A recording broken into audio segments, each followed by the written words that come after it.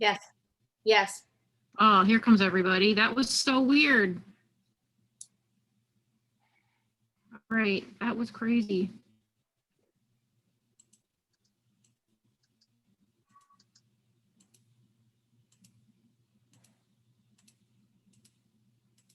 Sorry, Chris. Everyone was just spinning and spinning and spinning. I don't know why no one was coming in. Hi. Yeah, there we are. Yeah, it just kept telling me to wait. Yeah. Okay. There we are. Hey, Jamie, I hear Dan. I'm not sure who else. Hi, Colleen. Hello. Hi, Jan. Sorry about that, guys. I had like a backlog or something. Yeah, I had trouble getting in. I had a bunch of people just sitting, waiting. Let me know when you think we're ready to go. I'm still letting people in the door. Okay.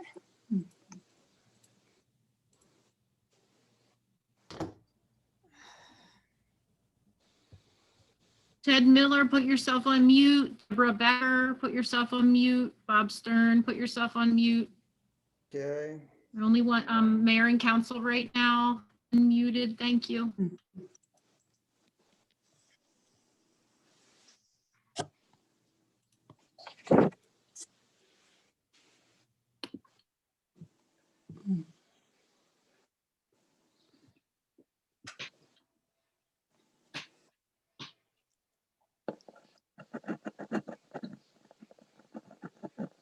Okay, Mayor, I think we have everybody. Okay, great. Good evening. I'm calling the regular council meeting of the Beach Haven Borough Council to order at 6:04 p.m. on Monday, February 8th. Dr. Davis, would you please lead the flag salute? Yep. I pledge allegiance to the flag Flag of the United States of America and to the And to- republic for which it stands, one nation, under God, indivisible, with liberty and justice for all.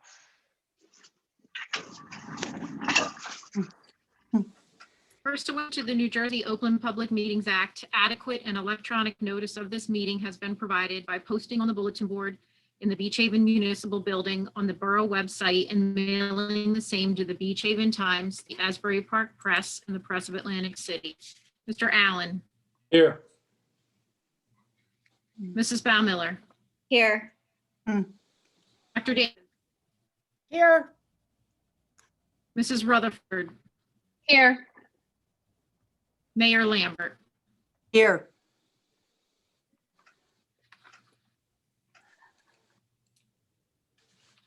Colleen, if you wanted to introduce your speaker tonight, we have a presentation on the agenda. Yes, and I apologize for the very last minute arrangement to get Dr. Bob Stern in. And I appreciate the fact that he was willing and able, which was a big factor. And there is a time component with this. It's all obviously related to the wind turbines. And Dr. Stern, or Bob, lives in Beach Haven, and he has a degree in aeronautical engineering and previously managed an office in the U.S. Department of Energy dealing with a range of energy and environmental issues. That included managing the department's environmental impact statement process for its projects. And he's trying to use that experience to help us hopefully guide the offshore wind project planned off the island in a reasonable direction. So Dr. Stern, I'm going to turn it over to you. Thank you for being here.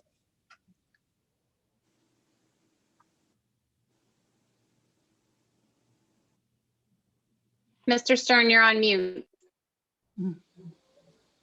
I'm sure you've all heard the governor's pressing pretty hard for offshore wind projects off the New Jersey coast.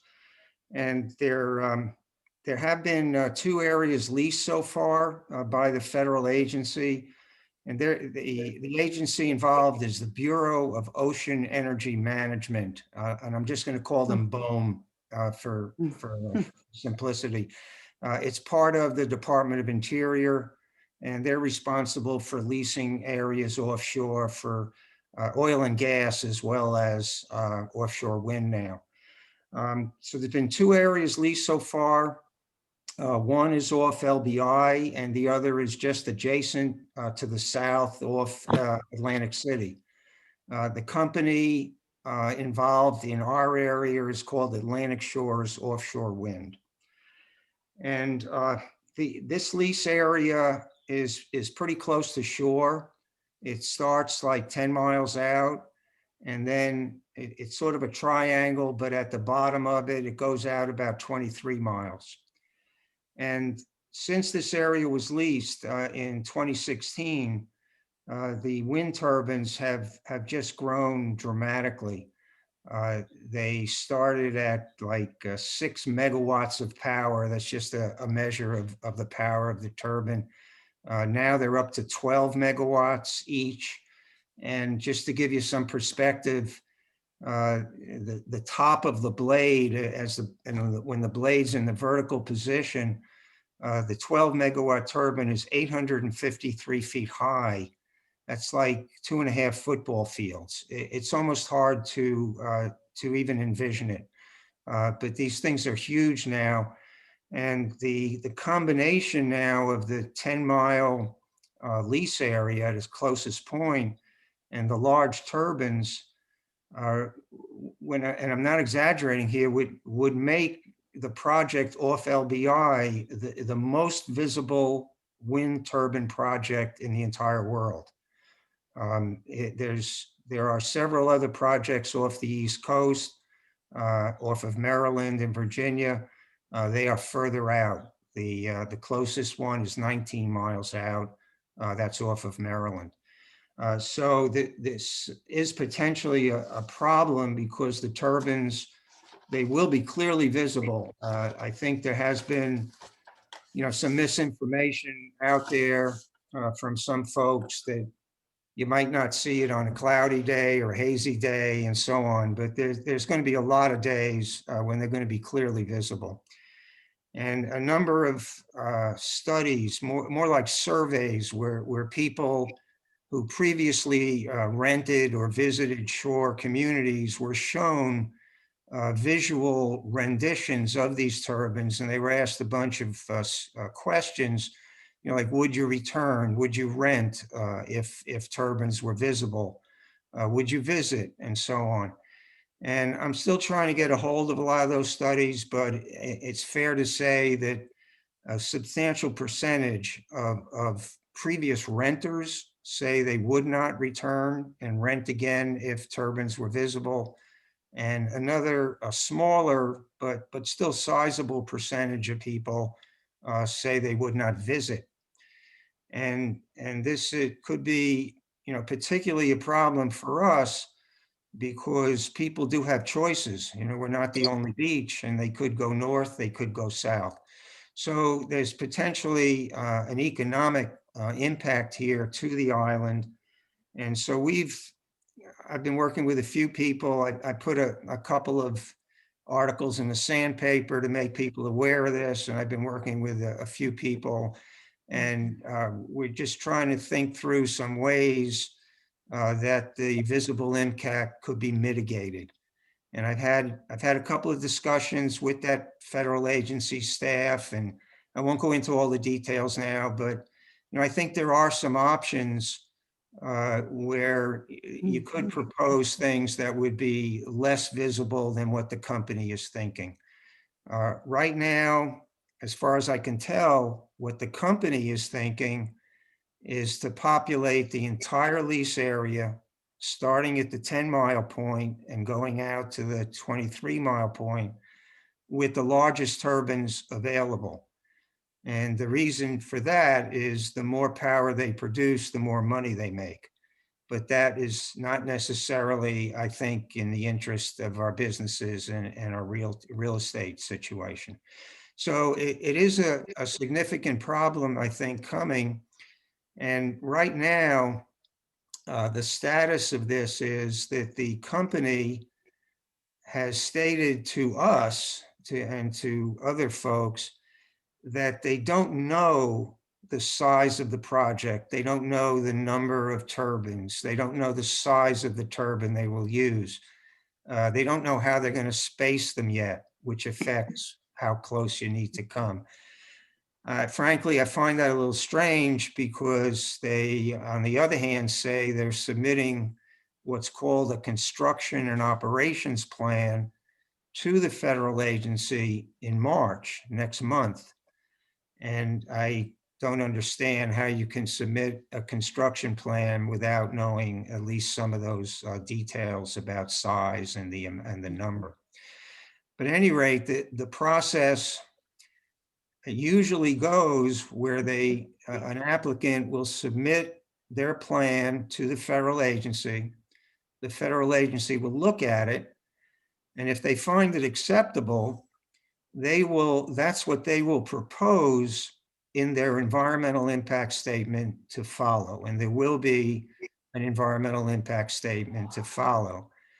But the difficulty with that process is, from my experience at the Department of Energy, is once the agency proposes something and that the company has offered, there's really little incentive for them to go back and change it. And the environmental impact statement process, while it's good for disclosing environmental impacts, which it's required to do, there's really nothing in the law that says a company has to change its proposal. So what I've suggested to the agency, to the BOEM people, is that we have something called an early scoping process. That rather than wait for them to approve the company's proposal, that we have the opportunity to meet with the agency, meet with the company, and possibly put some other options on the table that would reduce the visible impact. And that would, I think, be a much better process. At least we would have a chance at getting the agency to put forward a proposal that would be more amenable to the visible impact. So I think, that's kind of where we stand. If they do grant us that early scoping process, then I think, we'd have a little breathing time to sit down. We could have some more meetings. We could share some options, and the town could decide on what, if anything, you might want to propose to the agency. It does take some work, but I don't think it's all that complicated. You can draw yourself some pictures of turbines, and with a little math, you can figure out how many turbines you can fit here and how many turbines you can fit there. So that's kind of where we stand. And I know the mayor's really been great on this. She's been making a lot of calls, trying to get people on the island aware of the problem. And Mayor, I'll let you speak to, what the town might want to do at this point. Thank you so much, Dr. Stern. As I said, you're the expert, and I've been learning from you and many others. I know Dr. Davis and Mr. Allen had already studied this and made a bunch of phone calls, and Jamie and I have been, and Jamie was in earlier too, but then she and I spent quite a while the other night with the people from Atlantic Shores. And again, this past week, the Joint Taxpayers Association, a 2-hour meeting, and we invited them to come and speak with us, and they kind of said, we'll get back to you because they don't have the specifics. But as Dr. Stern just said, by the time they have the specifics, it might be too late. So we were also planning on possibly sending a letter asking BOEM to just take a step back and do as Dr. Stern asked, and let's look at this and see if there is a way that we can arrange these turbines that they are not so visible from our shores. So that's where we stand right now. I know you've read about it in the paper. There have been some questions, so we thought we'd take this opportunity. And again, Dr. Stern, thank you so much for your time and your help. And if you have any thoughts on that, please let us know. Some people think it's great. They're like, wow, I'd like to look at the windmill, or not the windmills, the wind turbines. Others are like, you're going to put what? And I think Ship Bottom is conducting a survey with their taxpayers, or else some of their homeowners. I'm not sure who's doing it. I just heard about it through the grapevine. And the same for Brant Beach. I know Surf City indicated a little interest, but right now we really feel time is of the essence. So thank you very much. Colleen, can I just say one thing? Absolutely. Just one of the things that I just want to make people aware of is, I've been asking people, about the wind turbines, and one of the questions I asked is, how many wind turbines do you think are going to be in the wind farms that are being proposed offshore? And I get, I don't know, 20, 50. We just kind of need to be aware of that. The governor's approach by executive order number 42 is a very aggressive approach, in that by 2035, he wants to have 7,500 megawatts of energy from offshore wind farms. And if each of those turbines are 12 megawatts, that's 625 turbines. So we just have to kind of, I just want the public to be aware of, how many turbines that, this is in this very, aggressive approach, by the governor. As the governing body, it is our responsibility to get the information out to you.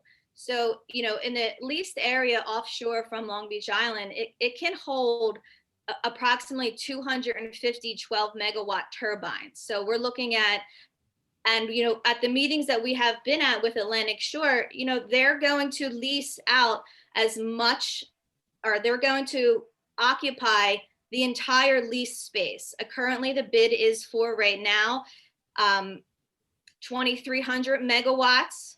That's what Atlantic Shore is proposing to the state of New Jersey. The governor has already said that he wants to accept between 1,200 and 2,400, and their bid is at 2,300 megawatts of energy. So we're talking about 200 turbines. So these are just numbers that we have to, supply to the public and make you aware. The turbine farm in Atlantic City is nice to look at. That's 5 turbines. That's 5 1.5 megawatt turbines. The turbine project in Block Island, that's 5 6 megawatt turbines. So they are not even, there cannot even be compared to what is being proposed off the coast of New Jersey. And we're not the only leased areas. There's 16 leased areas, starting from Massachusetts all the way down to North Carolina. But we are the leased area right offshore from Long Beach Island is the closest out of the 16 proposed from in the Atlantic side. Can I say something too? Absolutely. Jamie touched on a point to give people an idea of the scale of how big these turbines are going to be. If any of you have been down near the Atlantic City turbines, if I remember right, and when we first started talking with Ørsted, these 12 megawatt turbines, the blade on one of these things is as big as the entire turbine of Atlantic City.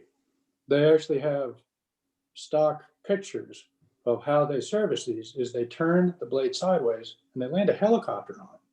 That's how big these things are. I mean, we can't underestimate enough how extremely large these things are. Right. So, One of the reasons that they can make such large turbines on the offshore is because they don't have to, go through roads and stuff with these turbines. But if you take the area of these turbines, you could fit 7 football fields in the area of that circular rotation of a wind turbine. So we want you to have, the best information and visuals, in your mind, moving forward. The southern leased area off of Atlantic City goes from about Brigantine down to Ocean City. And that will be the second largest turbine farm in the world.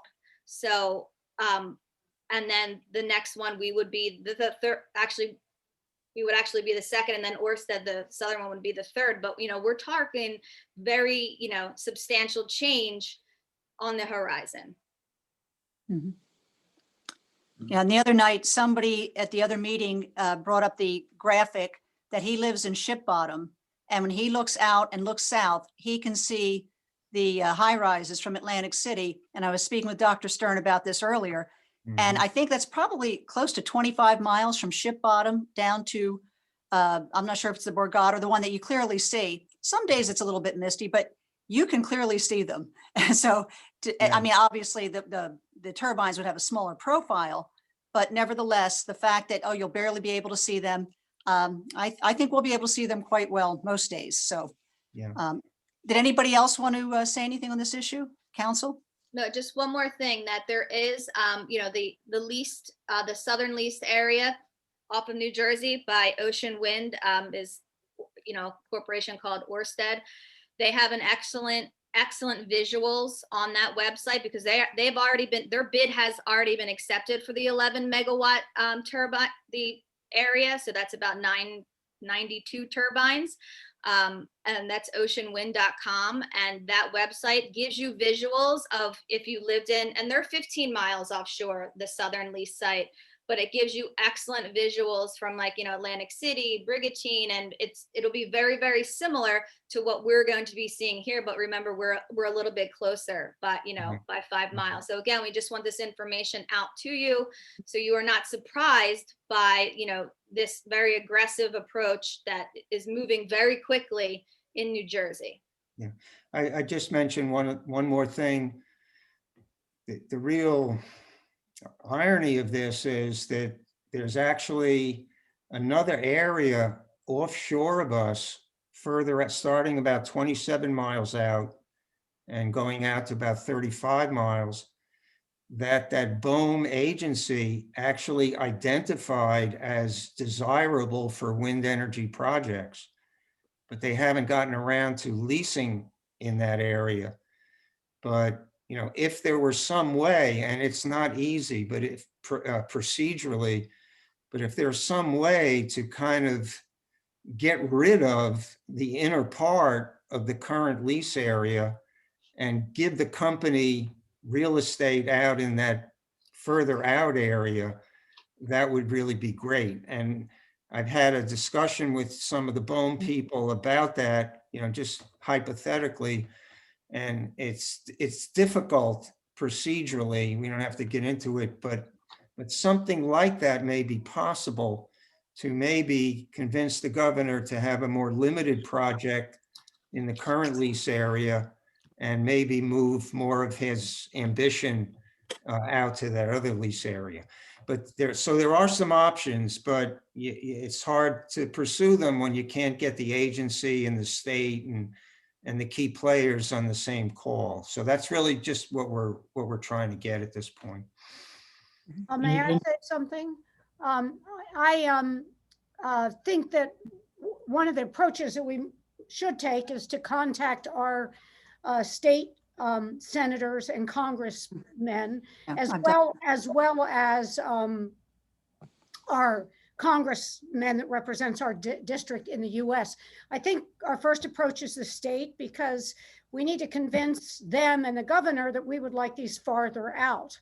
And I know Ørsted was asked to put them 15 miles versus 10. Their original plan was 10, and they asked to go 15, and they agreed to do it. And I know I met with them numerous times, and I think they were pretty obliging. I know the Atlantic Shore people say, oh, we have to do it 10 miles in order to get enough turbines.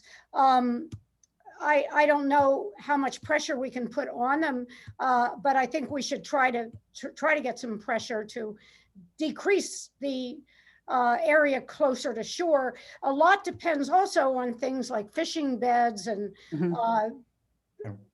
shipping routes and all that kind of stuff. It's quite complex, but I think that wind turbines are a good thing, because I totally believe in global warming, and I know we're speeding it up the way our lifestyle uses so much energy. And I do think that some of our problems are based on the high carbon footprint, which this would be a beginning to reduce. But I do feel that the further we can have them out, the better it would be for all of us. And so I think we need to work on trying to get our state representatives on board first. Yeah, I actually spent most of Thursday morning doing just that. I did hear back from Diane Gobe, and she said they're well aware of it. And Chris Connors is supposed to get in touch with me because apparently he's very well versed in this. I haven't heard from Congressman Van Drew, and I haven't heard from the freeholders. But ironically, Friday evening, I had a phone call from Governor Murphy over the beach erosion. And while I had his ear, I said, by the way, and he was under the impression that they were 15 miles offshore. And I said, no, I said, we're looking at 10 miles. And he did say he would have someone look into it and get back to us. who knows? But yeah, we are definitely trying to go higher up because we know it has to come from higher up as well. So. Good. Anybody else? No? Okay, Sherry, thanks again, Dr. Stern. Hope that helps. Yes, it did. Thank you. Thanks. Thank you. Cash receipts in the current fund account for the period of January 1, 2021 to January 31, 2021 are $2,268,390.24. Cash disbursements in the current fund account for the month of January 2021 totaled $594,784.58. Cash balance in the current fund account for this period totaled $15,795,270.88. Cash receipts in the water utility account for the period of January 1 to January 31, 2021 were $287,423.44. Cash disbursements in the water utility account for the month of January totaled $33,248.94. And the cash balance in the water utility account as of January 31st was $4,334,732.25, submitted by our treasurer, Sherry Bowler. Thank you. Sure. I have ordinances tonight. Ordinance 2021-1C, an ordinance of the Borough of Beach Haven repealing and replacing Chapter 170, Article 2, Stormwater Control, to reflect amendments to the stormwater management rules implemented by NJAC 7:8. We previously introduced this ordinance on January 28th, 2021. The public notice was to be published on February 1st, but because it was not published until February 2nd, we're unable to hold the public hearing and consider second reading of the ordinance tonight. So anyone that attended tonight's meeting in order to participate in the public hearing of this ordinance 2021-1C, we will be carrying the public hearing and second reading until the February 25th meeting, and that is at 4 o'clock. Ordinance 2021-2C, an ordinance supplementing Chapter 153, Public Records of the Borough Code of the Borough of Beach Haven, County of Ocean, State of New Jersey. This is the same situation, unfortunately, with this ordinance, because the notice of the introduction from January 28th was not published on the 1st. It was published on the 2nd. We're unable to hold a public hearing and second reading tonight. Anyone that attended the meeting today to participate in a public hearing on ordinance 2021-2C will be considered for further action for second reading on February 25th, 2021 at 4 o'clock. Ordinance 2021-3C, an ordinance amending and supplementing chapters 90-2 and 167-9 of the Borough Code of the Borough of Beach Haven, first reading. Colleen, did you have a purpose for that one? The purpose for this one, thank you, is to include the need for additional information to better equip the Site Plan Exemption Committee to make informed recommendations to the Borough Zoning Board. Any questions or concerns about this from the council? No. Okay, this No. is first reading, so you don't need to open the floor. Okay. Do I have a motion? A motion, So move. I'll move, make a motion. second? Thank you, Nan. I'll second. Colleen? Thank you. Mr. Allen? Yes. Mrs. Ball Miller? Yes. Dr. Davis? Yes. Mrs. Rutherford? Yes. Mayor Lambert? Yes.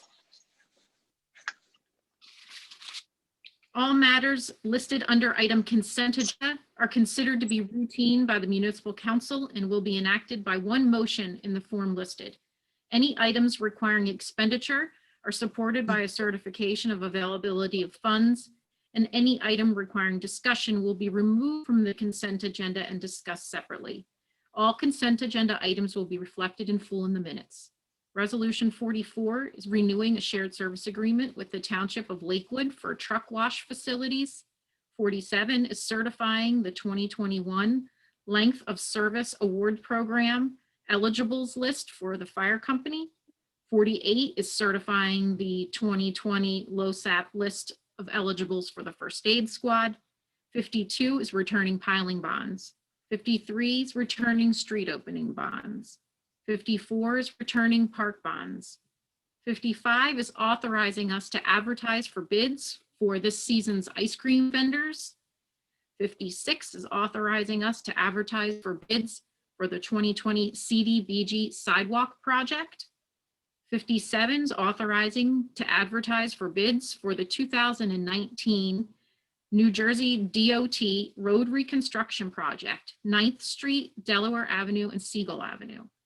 58 is authorizing to advertise for bids for the 2021 fire hydrant replacement project. 59 is authorizing to advertise for bids for the 2021 water main replacement project, Leeward Avenue. 60 is approving a change order number 2 for the 2020 water treatment plant upgrades. And I'm adding resolution 61. This is emergency temporary appropriation. This is what we call when we are adding additional funds to the temporary budget that is currently in place. I know the title says it's an emergency. This is what it's called. And Sherry Bowler is asking to appropriate an additional $9,200 into a line item for some work at the Center Street Station. Any questions on those consent items? Everybody had a chance to look them over, I assume? No question? What's the Center Street Station That's for that item the number 61? Beach Patrol headquarters on Center Street, Oh, the comfort Okay, I station. figured that. Okay, There's multiple names. okay. Any Thanks. Question? No? Then is there a motion to approve the items on the consent agenda? Motion to approve the items? Is there a second? Thank you. Thank you. Nancy, you were my second. Thank you. Mr. Allen, Yes. Mrs. Baumiller, Yes. Dr. Davis, Yes, Mrs. Rutherford, Yes, Mayor Lambert. Yes. I have a bill list this evening in the amount of $927,914.56. Are there any questions about any of the bills? No? If not, is there a motion to approve the bills? motion to approve. A second? Thanks, Chris. second, Who's my second? I'll second it. Nancy, thank you. Thank you. Mr. Allen, Yes. Mrs. Baumiller, Yes. Dr. Davis, Yes, Mrs. Rutherford, Yes, Mayor Lambert. Yes. Okay.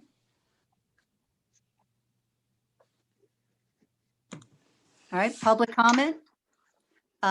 We'll now open the floor to public comment. Please keep your comments to 3 minutes. Raise your electronic hand and Sherry will get to you as soon as she possibly can. Yes, if you are unable to raise an electronic hand, it is under your participants tab or it's under your reactions tab on your Zoom app. If you're unable to do that, you can also raise a physical hand like this and I can call on you.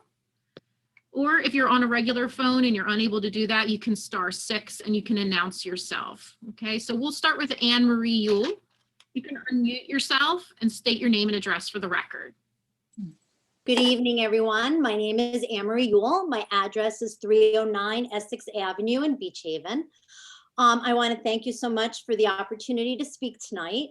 I know that there are some new board members, so just very quickly, just wanted to give you a quick background of some things that I'm familiar with. I was a former school board member, and I also serve on a whole bunch of different committees, including town and municipal committees.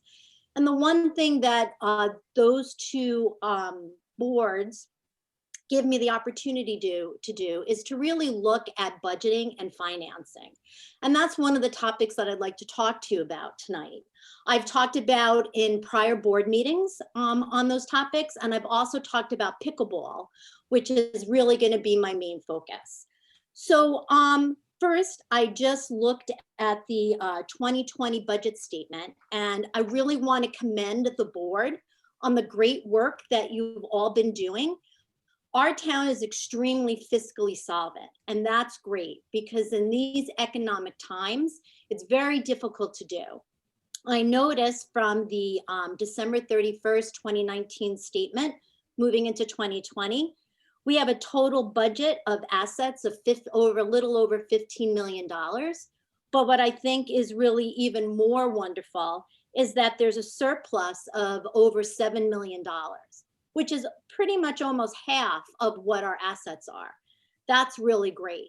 And I noticed from that surplus that for the calendar year of 2020, that you have dedicated $3 million in some sort of fund to probably do some improvements.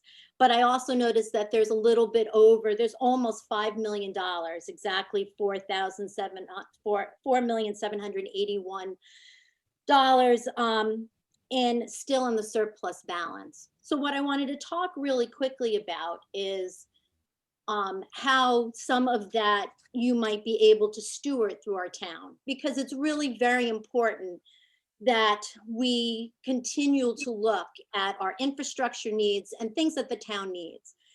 And as you know, I'm sure that a lot of my friends here online will be talking about pickleball. But the one thing that I think is really important to recognize is that when you do spend money, that there are 3 questions as a board member I always ask myself. The first one is there a need? Well, you're going to hear from many people online, I'm sure, during public commentary that there is a need. And I know that we've showed up many of times to tell you how important pickleball is to Beach Haven. So much so that it's even mentioned on our website that we have pickleball courts, which is great. So there's definitely a need. The second question is what is the benefit of this expenditure? Well, again, I'm not going to talk about that because I don't want to take up too much time, but you're going to hear from the other people online what the benefit is of having a pickleball court in Beach Haven. And finally, is it sustainable? Well, that was the question that I really wanted to delve into. And that's why I went into our budget statement for 2019, 2020, and moving on to 2021. Anne Marie, you're at 3 minutes. I'm sorry. Okay. So I just wanted to say thank you. And I really hope you consider the project because we can definitely afford it. Thanks. Thank you. Thanks, Anne Marie. Okay, Kathy King. Kathy, you can unmute yourself, state your name and address for the record.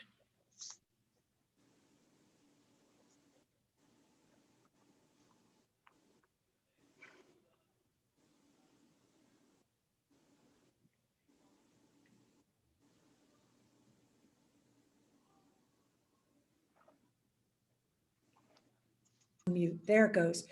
Kathy There you King. go. I live in Lake Marina, California, so I don't have a Beach Haven address, but I do have a question. Are they looking at the impact of these offshore power mills on surfing? How at that distance is not very far away. Won't that affect surfing? I can Great answer. question. So that's a great question because that's exactly what my husband asked, who is a very avid surfer, and so is the Rutherfords as well. So I don't have an actual answer for you for that. I can assume that anything that you place on the continental shelf that is going to divert some type of friction is going to, could reduce a swell. But when the winds are offshore, that's when the waves are the best. So it's not going to affect that. But a swell coming in, anything that's going to reduce the friction could potentially, reduce those waves that we so desire here in Beach Haven. Thank you. Thanks, Kathy. Okay, hold on, Paul. I see you, bud. Deborah Becker. You could unmute yourself, state your name and address for the record.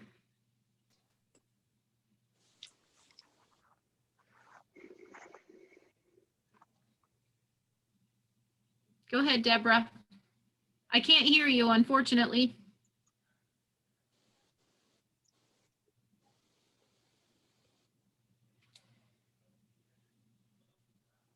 No. You're unmuted, I see, but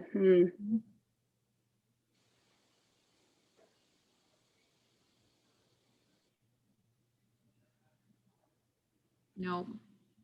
Might be a microphone issue. Yeah. Deborah, do you have earphones? Maybe that might help to plug into your computer.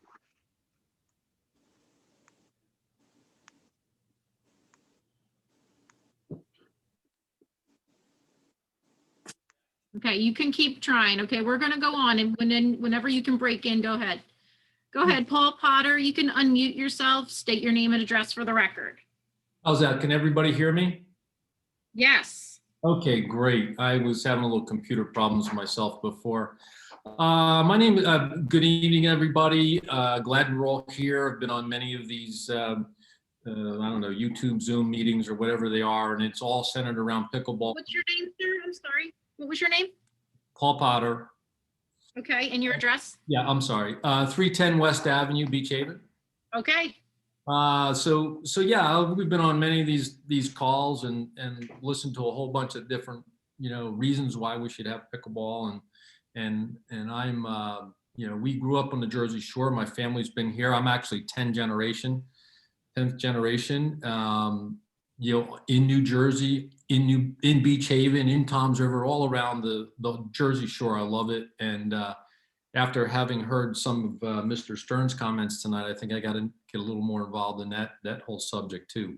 But anyway, that aside, I only have 3 minutes here. I've been in Beach Haven for 38 years. I've always enjoyed the family, the atmosphere, sort of the low key thing, all of the reasons. And I just want to say that pickleball has been like a new addition, sort of like paddleboard, to all of us in the communities and whatnot. And so I'm here to support that. And when the group came to me and came to others and were asking us for money, I was really happy to participate in that. And I think I did it in a pretty generous way. But it brought a little concern to me. And so I too, with Anne Marie and some others, we started to look back into the budget, and we're like, what, why is the town asking us for money when last, sort of I checked over the many years, we've run at a surplus. And so I was really concerned about that. And then I just want to stop here and say hats off to the council, the prior council, and the incoming council and whatnot for a really good job. Well done. I mean, we are in very good economic shape, I would think, unless you can tell us otherwise. And unlike some other communities in the state of New Jersey and in the state of Connecticut and other states. But I wanted to say that we raise this money for something that has high demand, and it is a family, it is a community thing, and it fits within our vision statement that was put together by our fellow council people and for many years. I mean, it reads the same that's read for almost 15, 20 years, and that is to, provide a unique, vibrant coastal community that is well thought out and a thriving town center, valued natural resources and recreational offerings that support all citizens and their visitors. And so here we have something that actually does that. And unlike wind turbines, we have a situation which is actually going to attract people to our community, and it's going to keep people in our community. And I think that just needs to really be, I think it makes an easy decision here for all of us. I know we've all been very frustrated for many, it's probably been a year or two now that we've sat here and tried to figure out different reasons. Dan Allen has gone out, he's interviewed people around. He found a few people. There's always going to be a couple people. They moved in next to a park. We have a great park there.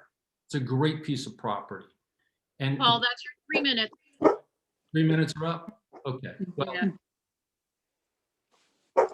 I urge the council to consider it very seriously. I think it's something that will benefit our town immensely. Thank you. Thank you, Paul. Deborah, did you have any luck with your microphone? No. I still Uh, can't hear you, and it shows that you're unmuted too. I don't know why that is. Play with some settings on your computer. Okay, Deborah Littleson. You can unmute yourself, state your name and address for the record. Hi, can you hear me? Yes. Great. My name is Deborah Littleson. I live at 215 Ocean Street in Beach Haven. And I have lived in Beach Haven since 2001. My family made the choice to live in Beach Haven as opposed to any of the other Jersey Shore towns because Beach Haven appealed to us as the center of what is the best of the Jersey Shore. And I'm very proud to live in Beach Haven. I think Beach Haven is highly regarded as being the center of LBI for our theater, our amusement park, shopping, restaurants, museums, and so much more. It has a rich history of providing the best for all of its visitors and residents. And, you know, over the past 20 years of living there, I have seen the many improvements that have been made to our town, and it demonstrates our town's leaders and their commitment to the excellence in Beach Haven. And from the construction of our beautiful town hall to the beautiful landscaping and planners that we have in town now, to the renovated public tennis courts, you know, it's very obvious to me that Beach Haven is committed to investing in our town and making it the best that it can be. And this is what is frustrating to me because the pickleball courts need to align with this commitment to excellence that we've had in Beach Haven, and I hope we will continue to have. The pickleball courts in Beach Haven are the center of pickleball for LBI. If you Google pickleball on LBI, the first search result is the Beach Haven, New Jersey government site, which states that Beach Haven is LBI's most popular pickleball center for America's fastest growing sport. So I don't know how the rundown, unattractive, unsafe, too few pickleball courts that we have on Nelson Avenue measure up to be a pickleball center, let alone one in a town like Beach Haven that has shown such a commitment to excellence in the past. It makes no sense to me that we should have such an inadequate facility. It does not align at all with the reputation of Beach Haven for providing the best for its residents and its visitors. It should be a 9-court, safe, vibrant center where people can come and learn and exercise and compete. It should be the true center for pickleball for LBI, because Beach Haven and its residents and the guests that come to Beach Haven have come to expect that our town is the center of all the best of the Jersey Shore. It should be a place we are all proud of visiting, just like we are with all the other amazing venues that we have in Beach Haven. And the sport of pickleball is only on the rise. It's going to continue to grow, especially because we're being encouraged more and more to find more ways to be active outside in the changing world of the coronavirus. Even more people will be looking to play in Beach Haven this summer as the vaccine becomes more readily available and people feel safe to participate in sports outside. Our 6 courts will not satisfy the demand. We need 9 courts this summer, and the facility should align with our public tennis courts and be safe, attractive, and well-maintained, just like they are. Deborah? Yes. 3 minutes is up. If you could wrap it up. You know, I just hope that the town council will continue to commit to the excellence in Beach Haven that we've had in the past, and that we will have a true pickleball center with 9 safe courts in Beach Haven. That's what's necessary for our town to continue, I think, to be the very best that it can be. Thank you very much. Thank you. Thank you. Trista Little, you can unmute yourself, state your name and address for the record. Hi, I'm Trista Little. I live at 336 Holyoke Avenue. My family's been coming here since the 1960s. And just recently now, this is our home. We are full-time residents, which I'm very happy.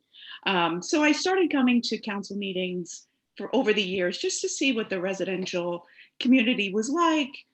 And now it has actually come to the fact that I come here because of my support for pickleball, especially the Nelson Avenue pickleball and the development of it.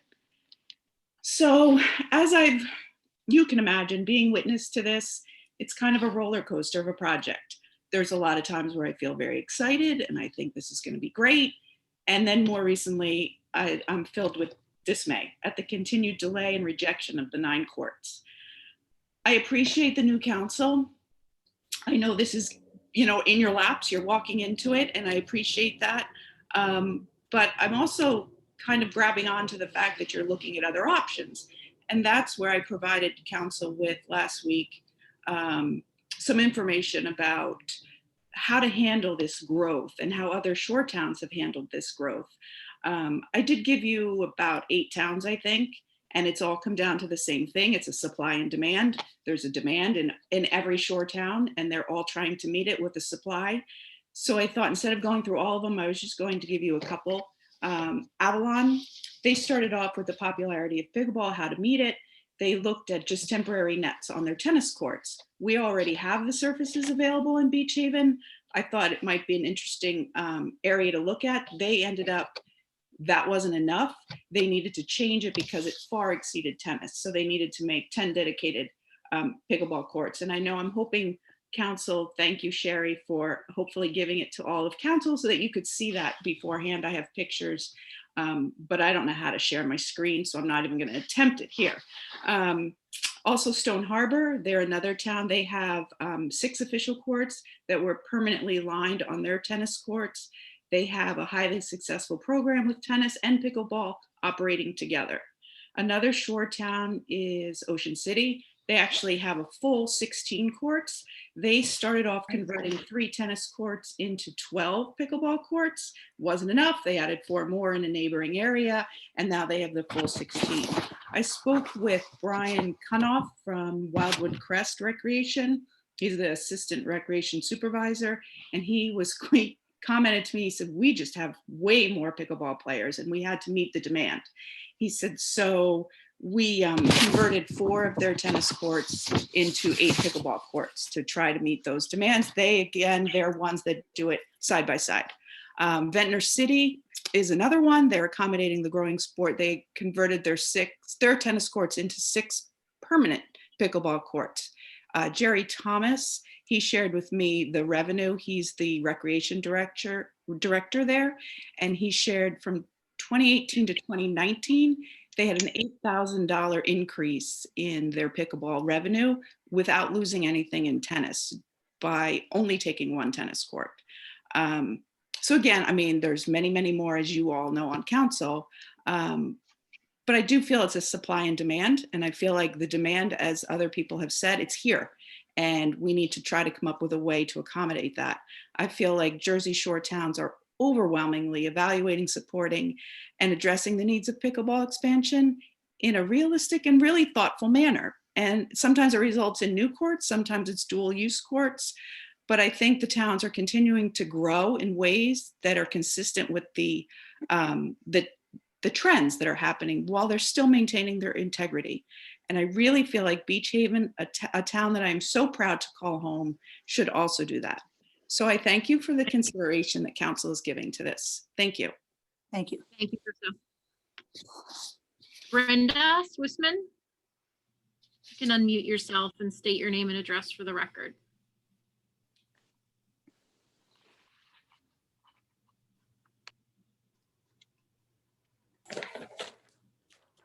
Brenda Swissman, 406 Nelson Ave, full-time resident. In 2020, my husband Stephen and I decided to make Beach Haven our permanent resident because of pickleball. Beach Haven is a forward-thinking community reflective of its constituents. They build a modern, accessible Borough Hall to serve people. They foster the arts and wellness at dedicated parks. They even plant grass annually to build up our dunes. So why are we stuck in the past regarding pickleball? 6 courts doesn't make sense. 9 courts is forward thinking. The evidence presented to you supports this. Please build 9 courts to reflect the needs of this community. Make the right choice, Beach Haven. Thank you. Thank you, Brenda. Beth Roten.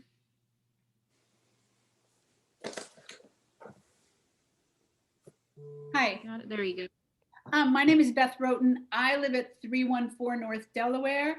I'm speaking tonight on behalf of my friend Linda Van Dam, who has a voice box problem, and she has a difficult time speaking. So I'm going to read her statement, if that's okay with you. Yes. My name is Linda Van Dam. Van Name. I live at 815 North Atlantic Avenue. Reviewing past borough minutes, I was shocked to discover in the minutes of September 27th, 2019, a council person stating that money should be spent on tennis rather than pickleball, since most pickleball players were not Beach Haven residents or taxpayers. Why is this shocking? First, it is a statement without evidence or data to support it. Second, I believe it is false and I have data to refute it. Third, in the context of other town amenities and facilities, the resident taxpayer status of basketball players, beach volleyball players, kayakers, paddleboarders, boaters, tennis and playground and park patrons has not been a factor in the borough's decision-making process. Why are decisions about pickleball being made without data? Why are decisions about pickleball scrutinized on a different manner and standard than other activities in the borough? It defies logic and common sense. Roughly half the recreational facilities in the borough are free to everyone. The other half pays to play or utilize them. People play pickleball in Beach Haven because they choose to for a variety of reasons, but mainly because it is welcoming, well-organized, and supports a range of competitive play for a variety of ages. It is a place where you can learn to play. It is a place where you can come with your whole family and find competition on all levels. It is a place where you can become a part of a community of players. Additionally, it is located in a vibrant town with attractive amenities. Beach Haven needs to embrace this success and capitalize on it. When someone comes to this shack to play pickleball, I don't think they should be told to write their town mayor or ask where they live. The only word they need to hear is welcome. Having 9 courts enhances our opportunity to meet every person's needs. Having 9 courts makes additional space to teach new players. Hundreds of Beach Haven taxpayers, as well as paying constituents, are engaged in a wellness activity that supports themselves and creates stronger communities. Now, all that is needed is a facility that matches the interest that already exists. Thank you. And of course, I wouldn't be reading this if I didn't fully support everything that was stated in that letter. Thanks, Beth. Thank you for listening. Deborah, did we get that microphone working? You unmute your, yeah, there you go.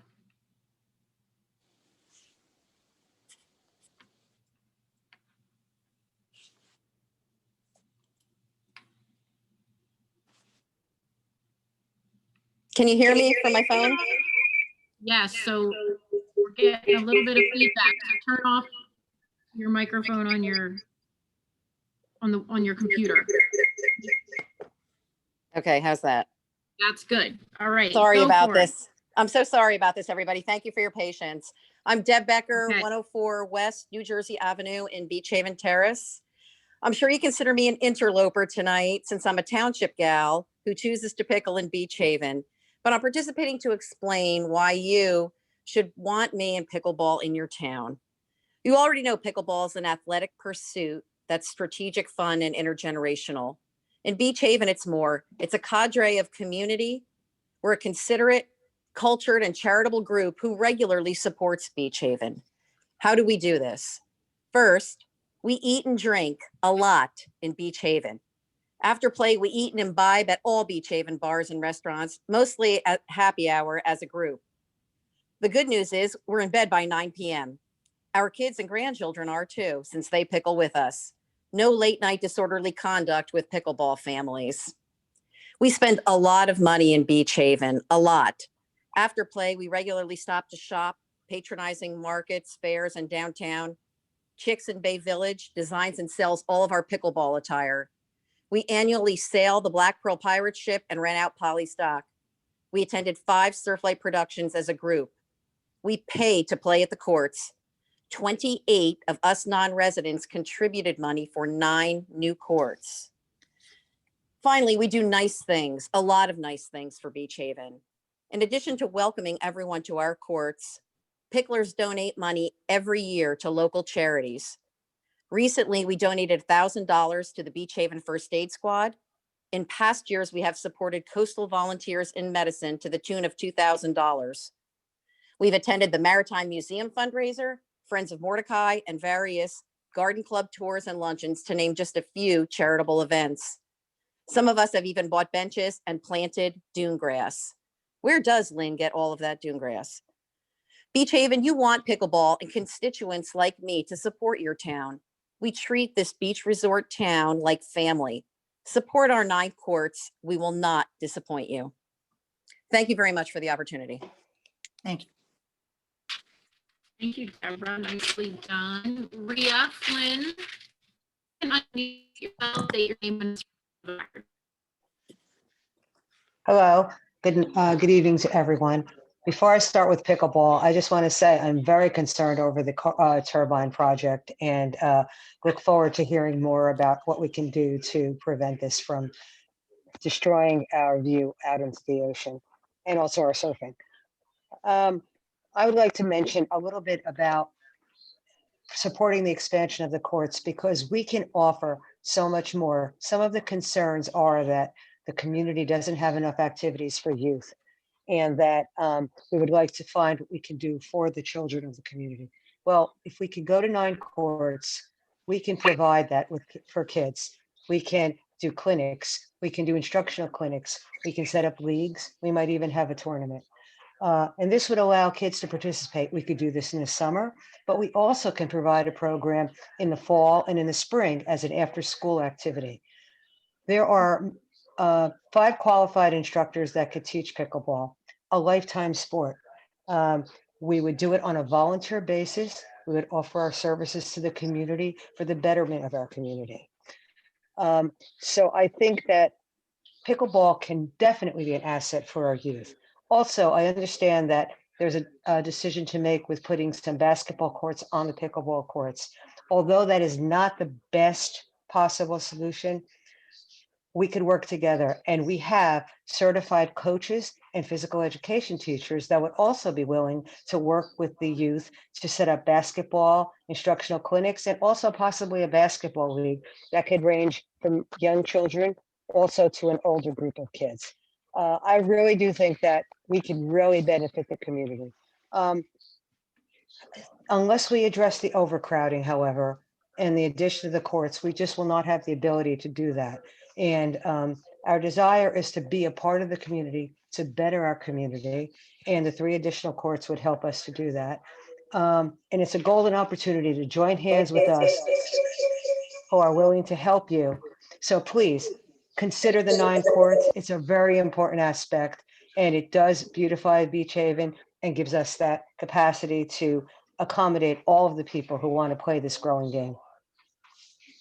Also, if possible, one of our members who's a full-time resident of Beach Haven could not be here tonight, and she asked me if I could read her statement, if that would be possible. Sherry, is that okay? I got disconnected myself, so I'm here. I don't know, Jamie, are you keeping time or anything? How much time does she have left? Try to keep it short, Rhea, sorry. Okay, Go that's for okay. it. This is Vanessa Hendry. She lives at 210 3rd Street, Beach Haven. It's her primary residence also. She says, I am a longtime Beach Haven resident. My grandmother bought this property in the 50s, and my children continue our legacy as 5th generation resident vacationers. 4 years ago, I was riding my bike down West Avenue and discovered there were many people playing this strange game. I bought a paddle and was hooked within a week. The following year, my daughters tried the sport and developed a passion for the game. Pickleball has enabled my daughters and me to share a healthy lifestyle, a community of friends, a quality time together. The opportunity to not only leisurely pursue a sport, but train and compete as a team has resulted in a strong, unique bond between us. My daughter and I worked together to achieve gold in our first tournament here in Beach Haven. That same daughter met and now partners with a 19-year-old professional pursuing pickleball at a highly competitive level. Despite vacationing here for the past 55 years, it is only in the past 4 years, the time I have been involved with pickleball, that I have met so many wonderful people. My family's growth as players and expanded social circle is due to the accessibility and availability of the Beach Haven courts.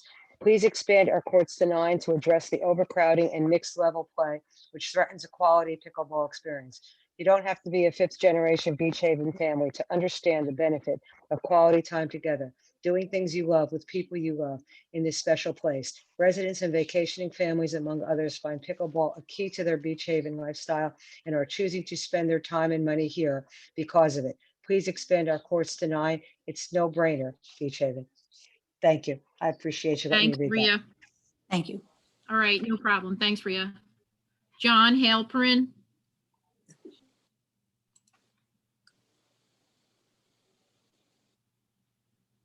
Hello, everyone.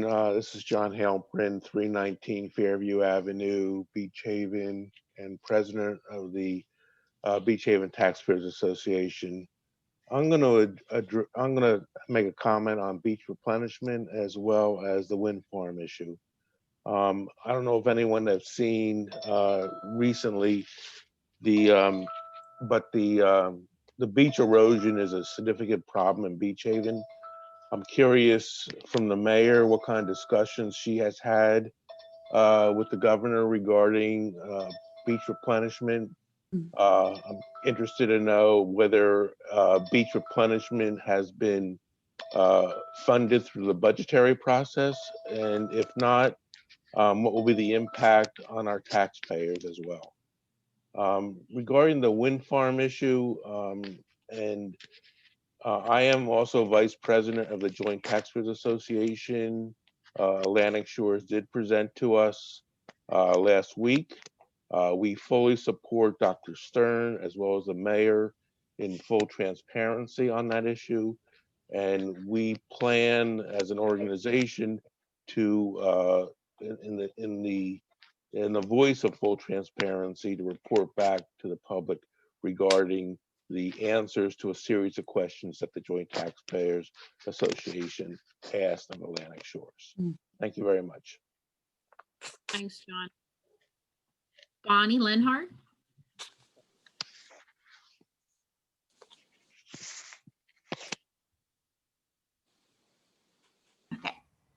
Bonnie Lenhard, 115 Fairview Avenue.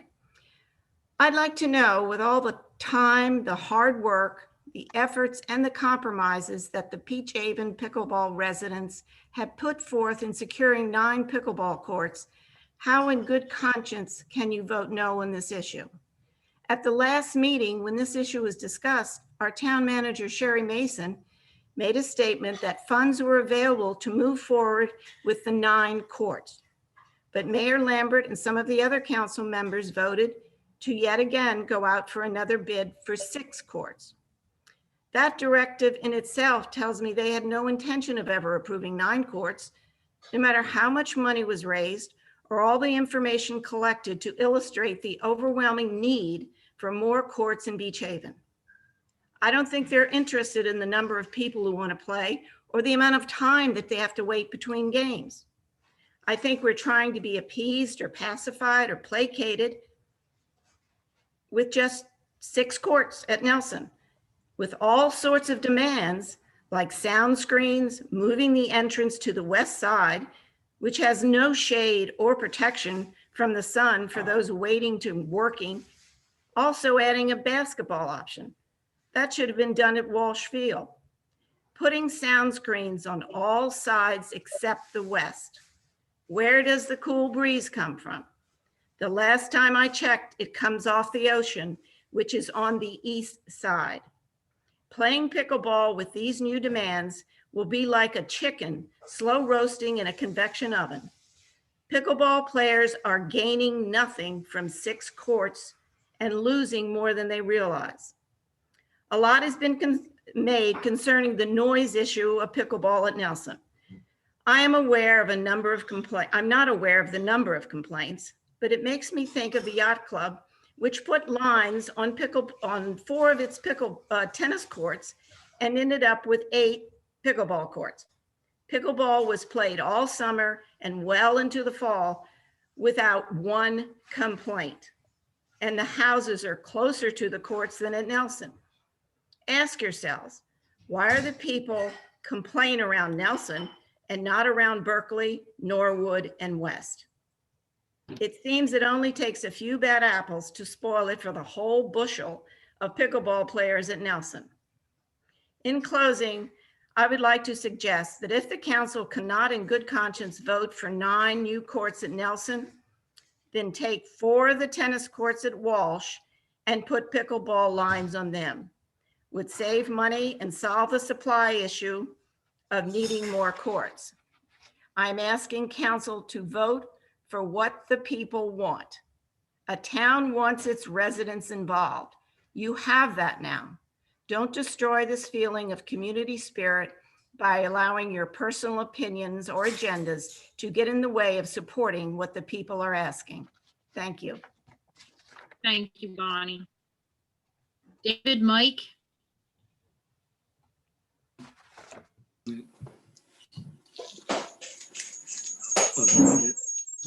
Can you hear me?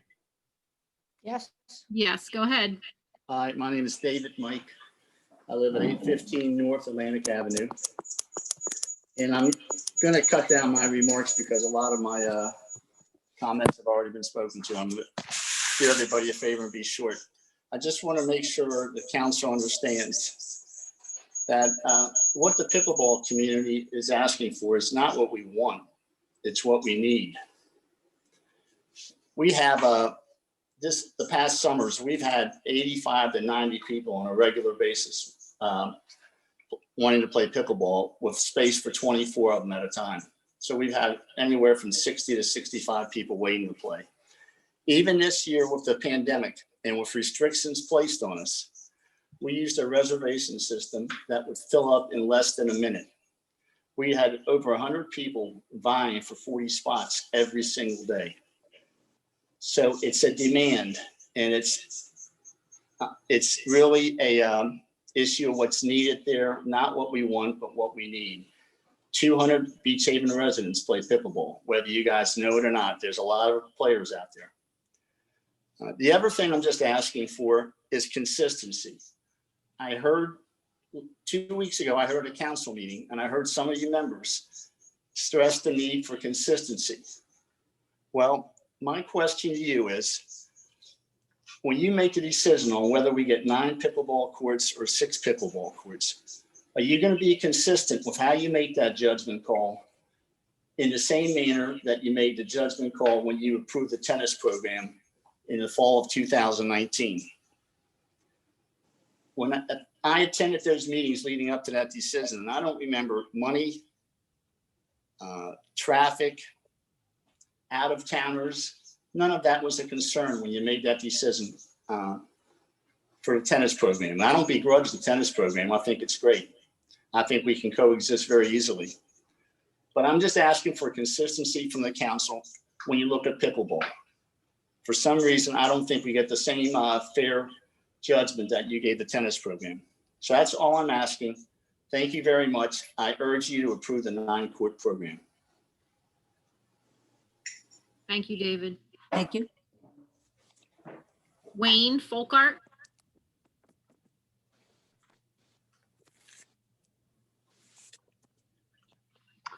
Yeah, thanks for taking my call. I'll be quick. My name's Wayne Folkart. I live at 410 Holyoke. Let me start by commending Beach Haven for its early foresight. We put 6 pickleball courts in at a time when other townships had never even heard of this sport. Today, as David just cited, the courts draw a huge crowd. It's a public park. It draws 100 people every single day. It's a huge success, and we should all be very proud of that. But today the crowds are overcrowded. The courts are overcrowded. We turn people away every single day. It's a fact. And so we would just ask that the council consider 9 courts and recognize 6 does not meet the public demand. Thank you. Thank you. Thanks, Wayne. Okay, Leah?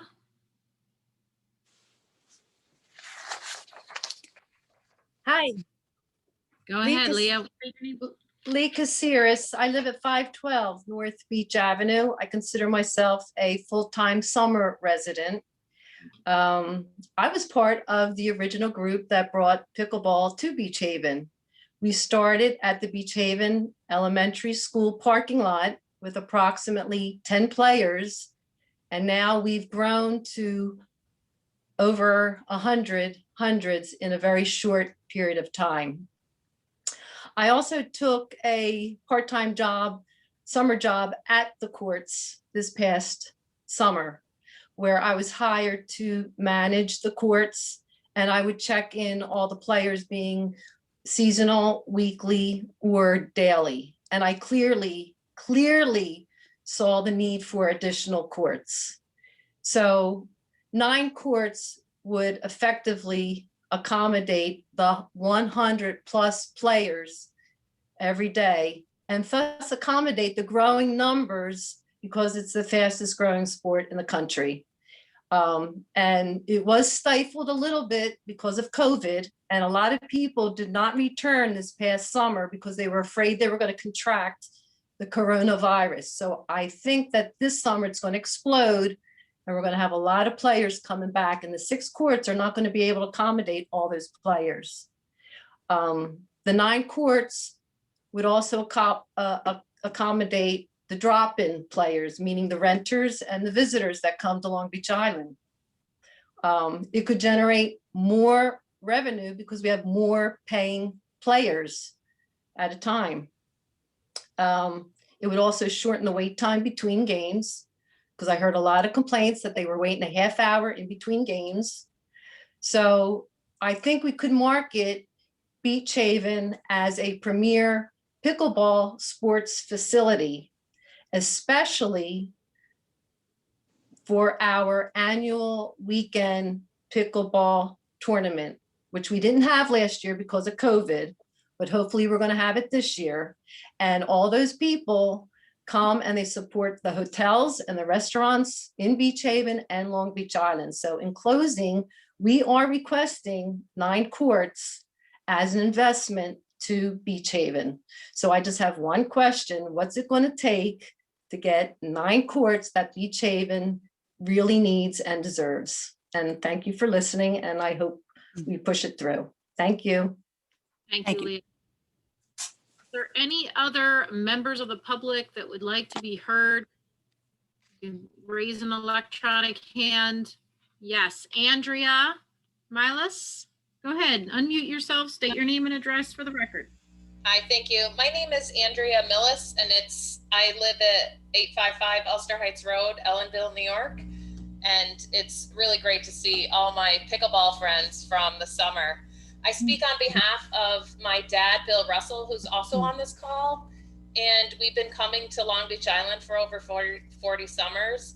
And years ago, we were at the ribbon cutting ceremony. And I can't explain to you how excited my dad was that there were actual pickleball courts and we were not going to be chalking the tennis courts anymore, possibly upsetting some tennis players. So we've been very grateful for the time to play together and meet new people at the courts. It's been great to play along with my dad and to watch him play in the tournaments and to participate in this safe activity for him. And each summer we've looked forward to seeing the changes at Nelson Court. We want to know if they've resurfaced or if they've got new nets or is there shade. Every year we get excited about what new changes that have been made. But it seems like the only thing that's changed is how many people come to these courts, which is so very exciting. And it's great to see the love of this sport grow over the years, but it's so crowded, especially in the summer. And pickleball provides this great family fun activity for all ages. You'll see little kids there, you see older people there. It's really great. but it's upsetting when people can't play. You know, people will come and they'll see the crowds and they'll leave, or they will wait too long and they won't be there. And in the case of last year, it was so hard to get a spot. You had to sign up on Google Form, and I had to do that for my dad. So I'm signing up for 2 people's spots. And like somebody else had mentioned before, the spots were gone in 30 seconds. Like if you didn't set an alarm and get on the Google Form, you weren't able to play the next day. It was really sad. And in this day and age, I think more people need to be physically active. I think it's great for people's physical activity, and I think it's great for people's mental health. I don't think we should forget about that mental health from young to old. You know, it's great for people to get together and be social and be active, to play in tournaments and to play in these games. It's just wonderful. And I think my dad and I would agree that, you know, these memories that we have together playing is really priceless. And I think it would be great if other families were able to share those memories. Thank you, Andrea. Thank you. Thank you. Is there any other member of the public that would like to speak? If you're on a regular phone, you can star 6 and just announce yourself.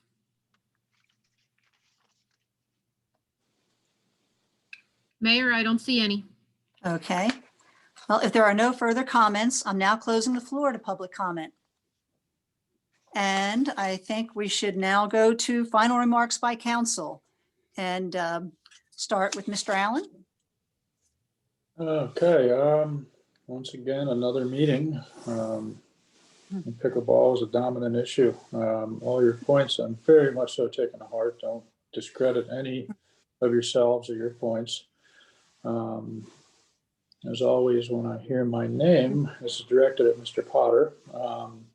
I didn't go out and find these people. They went out and found me. And I listened because I'm an elected representative, and I took their concerns back to council. And we're trying to work with both sides of the issue. And one of the concerns was the noise.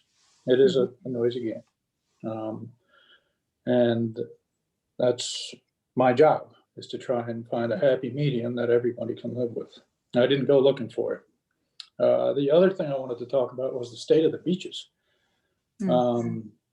We took a beating last week, and you know, I'm fortunate to live on a street that I can still get on, but I would say better than half to 3/4 of the town cannot.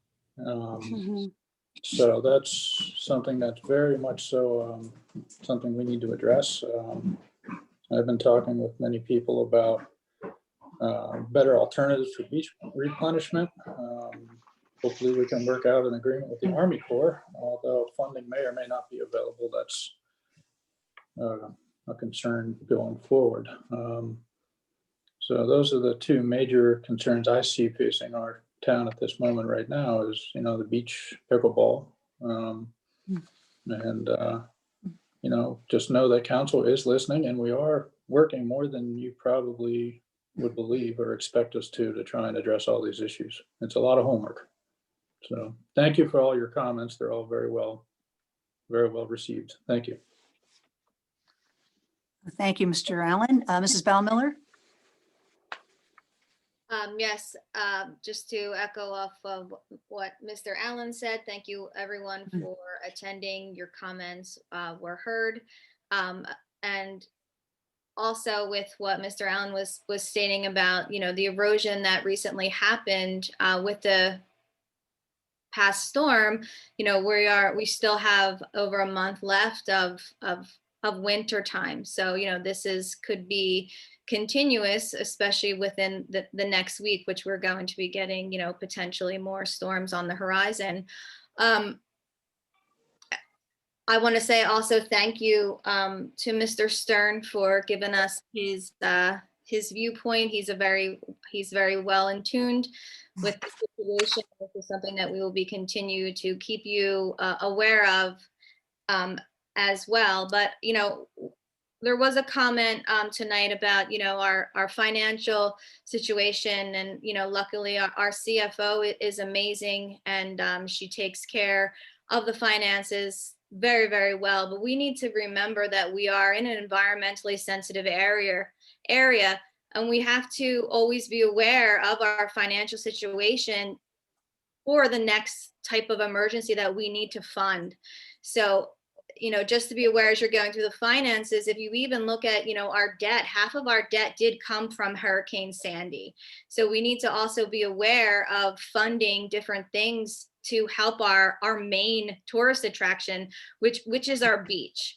And, one of the things that we have to, fund additionally is our front loader, which we actually took out of the capital budget last year, which now I learned by my experience, and that's something that, we need to definitely put back in, because we need that. That's our number one tourist attraction. So, when we're looking at the finances and we are in good shape, we need to, keep always aware that we are, a week, a day away from a next storm, that we're going to have to substantially use our finances in order to replace, what is lost. Mhm. And that's all I have to say tonight. Thank you, Mrs. Bowmiller. Dr. Davis? Yes, hi. Number one, I want to state that I am 100% in favor of pickleball. I really feel that we have the money, it's in the budget. The pickleball community was very generous, and I've never seen a group come up with money so fast and being so generous. Jamie is right, we do have a surplus, but we also have some debt, and we're paying down our debt. We're in very, very fine financial shape, but I think we can definitely afford 3 more pickleball courts and to rehab the courts that are in such a bad shape. This is something that is relatively inexpensive in the broad scope of things, should be done. We have a very active pickleball community. It's something that all age groups can use, and it's wonderful. It's important for people's health, social health, as well as physical health, to be out there in that kind of environment. And I'm 100% in favor of moving forward with the pickleball courts. I want that. I don't think this is going to keep us from having, in all honesty, if we have another Sandy or something of that magnitude, nothing in our budget at this moment is going to help us without the help of the federal government and the state government. Basically, the federal government is what really helped us get through this. The amount of money we're putting into pickleball is a drop in the bucket compared to what we need for a major storm situation. And hopefully we won't have that to that extent again. I agree with Dan as far as the need for doing something with the beaches and looking at some alternative ways of maintaining our beaches. I think there's things we can do that doesn't necessarily involve the help of the Army Corps. And although I'll take their help, hopefully they'll get some money in their budget so they can help all of us, because it's not just us, with the replenishment. But I do think there's things that we can do to maintain our beaches, and we have to continue doing these things. There is global warming, in my opinion. The Earth is getting hotter. We have a bigger carbon footprint, and we have to keep that in mind, that we're fighting nature. But we have to do everything in our power to try to try to maintain our beaches as long as we can. And I thank everybody for coming to the meeting and speaking eloquently. And don't forget, and this is really important, don't forget that next week is the 103rd, I think it's 103rd, Firehouse Turkey Dinner. And the fire company really needs your support. Our fire company is special. We're the first fire company in Ocean County, the very first. And these are all volunteers that come out to keep us safe. And I've had a fire, so I know how important they are. And don't forget it's all takeout this year. And, buy a lot of dinners, feed some people that need an extra meal, but come out and support the fire company. If you're in Florida or away, send them a check, but please support our fire company. Thank you. Thank you. Mrs. Rutherford? Yeah, so I just wanted to speak to two completely separate things. One, I want to just give a shout out to the Beach Haven School and the recognition that they had in the sandpaper. I was really excited. Both my children and several here have attended that school and currently attend that school. So it's exciting to have our kids in school. And being the fact that I work at a school off the island, knowing that my kid is going to school every day is really awesome. And I think that Beach Haven School should be commended for what they're doing to maintain safety. There's a really great quote they have, back up, wash up, and mask up. So I just wanted to share that with everyone.